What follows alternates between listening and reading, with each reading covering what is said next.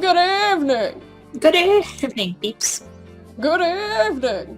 Let's begin. Oh, okay. We never saved. So we're going for Victoria again. We're gonna try and get the true ending, even though we don't know what we're doing. Yeah, nobody else really cares to be with her. Nobody cares to write a guide about this game that we can find, so whatever. I'll start narrating, because I don't trust you. Oh, okay. Just letting you know how I feel. I'm about to do the dumbest thing I've ever done. As I get up from my desk, I feel my body turn stiff and robotic, like it's trying to protect me from the humiliation that I'm about to suffer by paralyzing me. But I force my way through it. Come on, Max, just walk over to her. Just walk right on over to Victoria Chase, who could ruin your reputation with a single status on the social media of her choice. Victoria Chase, who is, in fact, incredibly talented and could help you produce something amazing, if only you could get her to treat you like a fellow human being. I should seriously turn my ass right back around and sit down, but I keep walking. Victoria only seems to notice me once I'm standing right above her. Never one to settle for being at anyone's feet, she immediately pushes her chair back, stands, and then kind of looms. I think I just shat a brick. What's up, sour grapes? Yep, this was a hella bad idea. I try not to look like I've just made a huge mistake.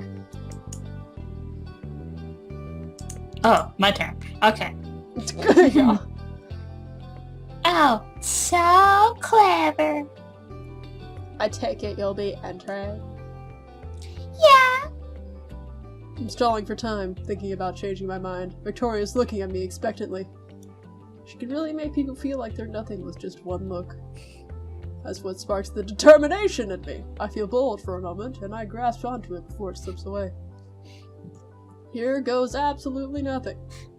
Feeling like trash fills me with determination. Victoria making me feel like trash fills me with determination. Oh. Ah. I want to work with you. Please. Please. Victoria looks stunned. Her expression is so satisfying. Excusez-moi. I talk fast before my bravado disappears entirely. Bravado. We both take photography way seriously. We both came to Blackwell to take work on the photos and get better, right? We both went to the same artists and same eras and stuff, right? I know you're practically an expert, right? I know we don't really see eye to eye, and your style's almost completely opposite of mine, but I think we've got the best chance of winning and to work together. Will logic win her over? I have no idea. I don't even know what I just said. I haven't even really thought about this insane desire to work with her. Her eyes narrow into slits. She's probably trying to decipher what I mumbled. Or going to laugh in my face. I bet she wants this to be a her versus me competition. I hold my breath. You're not that important, Max. Finally, she speaks slowly. You're not as dumb as you look. Or sound. Thanks, I think. And then she sits down. I stare at her. Was that all? Victoria waves a hand at me, irritated. Come talk to me after class, okay? Get out of my face. Because I think that was a yes. Yes. We're interrupted by mixed dog trailing back to the front of the classroom and clearing their throat. Yes. Sit the fuck down, shut up, and let me do my class! Yes, McDog! I settle back into my seat as the lesson begins, but I can barely focus. All I can think about is the contest. When class lets out, it feels like hours later, and I leap out of my seat. Just as Victoria asked me to, I walk over to approach her. She takes her time gathering her books and ignoring my existence. I wait. Finally, she straightens and gives a sharp jerk of her head. Well, what are you waiting for? After giving Mixed Dog our names for the registration sheet, I rush to follow her to the door. We'll meet tomorrow shut up. We'll meet tomorrow morning at that tin bucket of a diner, okay? And you will not talk unless spoken to. I'll text you to let you know the exact time. Yes, Don't Master. be late. Yes, Master. Why did I tell you about not speaking until addressed? Precisely. Proceed. The 2 wheels? Isn't that what I just said? No. You need my number? Victoria shoots me a withering look. Guess not. She knows everybody's number. So she already has it. Huh. That's creepy. That's all. Be prepared tomorrow and do not be late. With a dismissive flick of her wrist, Victoria separates from me and takes long strides down the hall, her head held high. I watch her go. I can't believe that worked! Wow! What have I gotten myself into? Wow, wow. Fun times. Ba-da-da-da. Oh, usually I feel totally at ease in this environment. In the middle of the frantic breakfast rush at 2 whales, complete with an atmosphere so loud and varied it makes it hard to nod off. The diner's alright with a manner of different faces, alight with them. Hungry truckers tapping their feet and banging their large fists against the counter. Are they literally doing this? They're like, food, food, food. Food, food, food, food. Food for the food god. Food for the food god. Sippy locals engaging in quiet conversation over steaming coffee mugs. Steaming cups of mugs. Steaming cups of mugs. There's just little tiny mugs inside the cups. That are very hot. Delicious. They were freshly made. Delicious. Freshly made mugs in a cup. my favorite. Mugs for the mud god. Mugs for the mug god. Glass for the glass god. Families dabbing at the faces of their children. And the already overworked staff bumbling about with a speed and accuracy I sure wouldn't be able to accomplish without falling over. And it's only 10 o'clock in the morning. It seems way too loud for it to be that time. But that's the beauty of the morning rush, I guess. Oh, to be more accurate, it's only 9:58. I woke up this morning to a text from Victoria demanding to meet up at 10 a.m. or never. Holy shit. It's very precise. And it's scary. I feel like if you ignore your alarm, there should be an option to where you're a minute late and just be able to keep...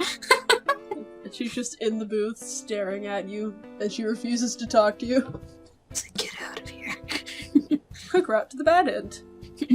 Oh. Oh. Checking my phone to make sure I have the time right. I drum my fingers against the table to burn off the excess energy from my nerves. If I were to be meeting up with Chloe, I wouldn't be nervous at all. Well, maybe a little nervous that she'd leave me waiting for way too long. 'Cause she would. Because she would. I can't help the little smirk that overcomes my lips at the thought, because I know for a fact that she definitely would. She always tells me that I better not be late, but she always is. It's hypocritical. She's a hypocrite. It's fine, though. I guess I've learned to deal with the wonky schedule of one Chloe Price. Not multiple, but just one. Just the one. That's what you get when you pledge your loyalty to the captain. Oh, captain, my I mean, there's no... Captain, my captain, my oh, captain, my captain. captain. There's no room for me to be that upset. I mean... Duh. She's only my friend that, like, tells me to leave school and wants me to do drugs. All the time. Being first mate isn't all it's cut out to be. Not enough drugs. What's up with that look on your face? The drugs. I jump in my seat all of a sudden, at the sudden voice. And the smile dissolves quickly off my face. Oh my god, it's her. Why did I invite her? Victoria Chase is looming over me, ready to stab my neck at any sudden movements. I must have done something wrong. Something that set off her instincts. I look down at my phone, hoping that the light will distract her. It's 10 a.m. exactly. That's scary. I don't know why I'm surprised. Of course she'd be exactly on time, by the second. When I pull my gaze off my phone, I realize that she still made no effort to sit down. She's gonna kill you. Basically. I can't help myself from thinking that she's probably trying to use that as some leverage over me because she's over you. She's got the high ground. She's got the high ground. It's no use, Anakin. I have the high ground. As if she doesn't have enough control all over Blackwell. She's got that territory marking, you know? God, are you deaf or something? I asked you a question. Please don't eat me! Please don't eat me. I have a family. A family that loves me. Kind of. They kind of love me. But please, don't eat me. I mean, they kind of sent me away, but you know. Please. Please, I want to live. That sparked some annoyance in the back of my mind, and I hurried to respond, fuck you!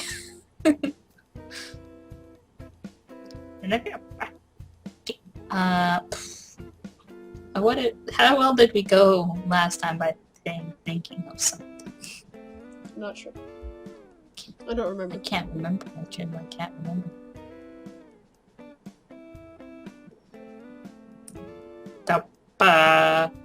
You think if we said none of your business, do you think she would react horribly to us? I don't know. Do you want to try it? We're trying to get the perfect ending. So is that a no? Let's do it. I'm your best ass. Cross my arms, looking up at her. Wouldn't you like to know, Victoria? For a second, I swear I can see her eyes widen. They did widen. And narrow again. She looks miles more irritated than before. Oh, fuck. We irritated the beast. I can tell this is going great already, and I resist the urge to murder. Oh, you're like, I'm done. Thinking of something. As much as I want to reply with something worse, Yeah. I want to get the good ending. We're just gonna save every time the scene changes, I think. That sounds like a good idea. Yes. This is how we finish. This is how we do the big Victoria. This is how we do it. Do her. Yes. Okay. But it... I was just thinking about something. No, not saying anything bad or anything. No. No! No. Victoria raises a brow and then scoffs. She knows what I was thinking. It had better be something about the project, then. Perfect. Yes, that's exactly what I was thinking about. Not birds. I mean, what? What? Birds. Birds! Birds!